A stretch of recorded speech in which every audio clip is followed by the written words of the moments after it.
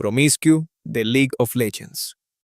Durante varios años, Promiscue se convirtió en uno de los nombres más discutidos dentro de la escena profesional de League of Legends en Europa. Su paso por equipos europeos no estuvo marcado por grandes actuaciones individuales, sino por una percepción de bajo rendimiento en partidas de alto nivel, algo que la comunidad de LoL no tardó en señalar cada vez que aparecía de titular. El punto más recordado de su carrera llegó durante su etapa con Astralis y más tarde en otros rosters de la Liga Europea, donde en varias ocasiones fue sustituido o relegado a suplente tras rendimientos que no terminaban de convencer. En partidas importantes, su presencia en el mapa y su influencia en peleas de equipo solían ser malas, lo que generaba críticas constantes por parte de analistas y fans del equipo. Uno de los problemas más mencionados sobre su estilo de juego era la falta de consistencia en comparación con otros supports de la región. Mientras muchos jugadores del rol destacaban por controlar visión o iniciar peleas decisivas, Promiscue solía quedar en un segundo plano, sin lograr cambiar el ritmo de las partidas cuando su equipo más lo necesitaba. Con el tiempo, su nombre empezó a aparecer más en discusiones sobre su nivel que en recuerdos de buenas actuaciones dentro de la escena competitiva. Y eso hizo que cada vez que volvía a la Liga Europea, fuera visto como un jugador que generaba dudas sobre su bajo rendimiento. Woolite, de League of Legends. Woolite fue uno de esos jugadores que siempre generó debate dentro de la escena europea de League of Legends. Llegó a competir en la Liga Europea en una época donde el nivel del rol de tirador en Europa estaba en constante crecimiento, pero nunca terminó de consolidarse como una pieza estable dentro de los equipos en los que jugó. Durante sus etapas en equipos como Rocket y posteriormente en otras organizaciones de la liga, su rendimiento solía ser irregular. Había partidas donde realmente parecía un dios en el carril inferior, pero en otras partidas desaparecía del mapa en momentos clave, especialmente en fases donde su equipo necesitaba daño constante para cerrar las peleas. Uno de los puntos más criticados de su carrera fue la falta de consistencia en enfrentamientos importantes. En la Liga Europea, cada error puede decidir una partida. Woolite a menudo quedaba en posiciones complicadas en teamfights o no lograba aportar el impacto esperado en los momentos decisivos. Con los años, esa sensación de inconsistencia fue lo que más se quedó en la memoria de la gente, y eso hizo que su paso por el competitivo se recordará más por los altibajos que por algún momento realmente dominante. Smiths en Counter-Strike. En el Counter-Strike, Smiths es de esos jugadores que pasaron por equipos grandes de Europa como Titan y G2, pero sin llegar a tener el impacto que normalmente se espera a nivel competitivo. Siempre estuvo rodeado de talento, con equipos que peleaban torneos importantes, pero su rendimiento dentro del servidor no terminaba de convencer del todo. En muchas partidas su presencia era muy irregular. Había rondas donde perdía duelos clave que podían cambiar el rumbo del mapa, y en Counter-Strike eso pesa mucho, porque un solo enfrentamiento mal resuelto puede abrir toda la ronda para el rival. Esa falta de consistencia hacía que su equipo tuviera que depender más del resto para sacar adelante las series. También era bastante común verlo terminar mapas con números bajos en comparación al resto del servidor, especialmente en torneos grandes donde el nivel de los rivales sube y cada error se nota más. No siempre era una mala partida total, pero sí esa sensación constante de que le costaba mantenerse al ritmo de los mejores. Eso hizo que su nombre quedara muy marcado a esa falta de regularidad que a momentos destacados, y con el tiempo, se volvió uno de esos jugadores que la comunidad recuerda más por no cumplir del todo con las expectativas que por haber dejado actuaciones realmente decisivas. AC1 de Valorant.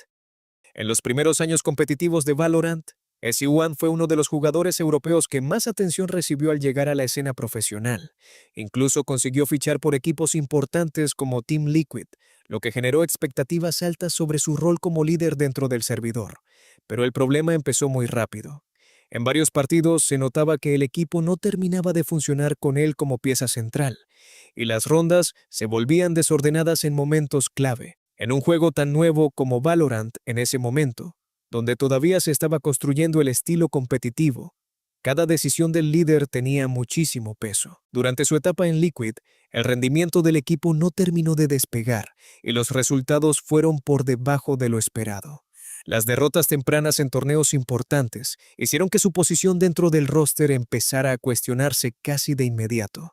Algo muy raro, para alguien que acababa de ser fichado como pieza fundamental. Finalmente, fue reemplazado tras muy poco tiempo en el equipo, y su paso por el tier más alto quedó como uno de los más cortos y criticados de la escena temprana de Valorant. Al final, su paso por el equipo terminó dejando más dudas que recuerdos de alguna jugada importante, y eso hizo que su salida llegara muy rápido dentro del proyecto de Liquid.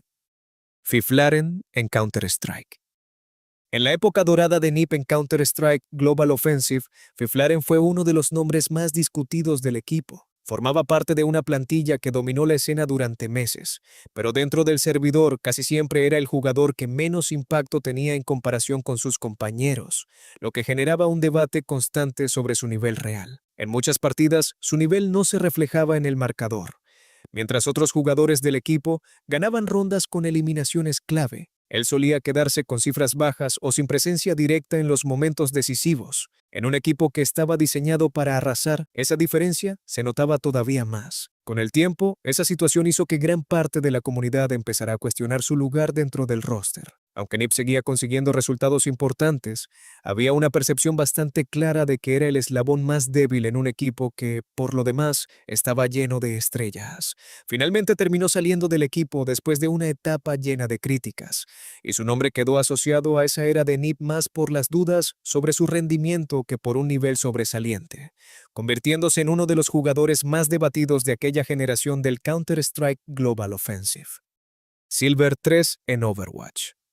Silver es uno de esos nombres que quedó marcado dentro de la escena competitiva de Overwatch por una etapa muy corta y complicada en el máximo nivel. Su paso por la Overwatch League no estuvo lleno de momentos brillantes, sino más bien de dificultades para adaptarse al ritmo y la exigencia de un entorno donde cada error se castiga de inmediato. Durante su tiempo en el roster de Shanghai Dragons en la primera temporada de la liga, el equipo atravesó una de las peores rachas de la historia competitiva, sin conseguir victorias durante gran parte del torneo. En ese contexto, Silver formaba parte de una estructura que constantemente era superada en coordinación y ejecución frente a otros equipos mucho más sólidos. En las partidas, su impacto solía verse limitado, ya que el equipo rara vez lograba establecer control del mapa o iniciar peleas en condiciones favorables. Eso hacía que muchos jugadores terminaran expuestos y sin margen para cambiar el ritmo de las rondas. Al final, lo que más se recuerda de su etapa es ese momento complicado del equipo, más que alguna jugada puntual que lo haya destacado individualmente, en una fase donde Shanghai Dragons todavía no encontraba cómo competir dentro de la liga. Stake en Rocket League. Stake es un jugador español de Rocket League que llegó a competir en el circuito profesional europeo, jugando en equipos que buscaban pelear contra los mejores de la escena. A lo largo de su carrera estuvo en proyectos donde el objetivo era acercarse al nivel más alto, pero muchas veces el equipo se quedaba a medio camino cuando tocaba enfrentarse a organizaciones top. En varias temporadas formó parte de plantillas que intentaban competir en la élite, pero el problema era que el equipo no siempre lograba mantener el ritmo en los torneos importantes. En ese contexto, Stake no terminaba de destacar lo suficiente como para marcar diferencia en partidos clave, sobre todo cuando el nivel de los rivales subía. En los partidos más exigentes, su impacto solía ser irregular. Había momentos donde cumplía su rol sin problemas, pero en otros pasaba bastante desapercibido, especialmente en series donde se necesitaba alguien que empujara al equipo en situaciones complicadas o cerrara jugadas decisivas. Su nombre terminó quedando más ligado a ser un jugador cumplidor dentro de equipos de nivel medio que a ser una figura destacada en la cima del competitivo europeo de Rocket League, sin llegar a consolidarse entre los nombres más fuertes de la escena.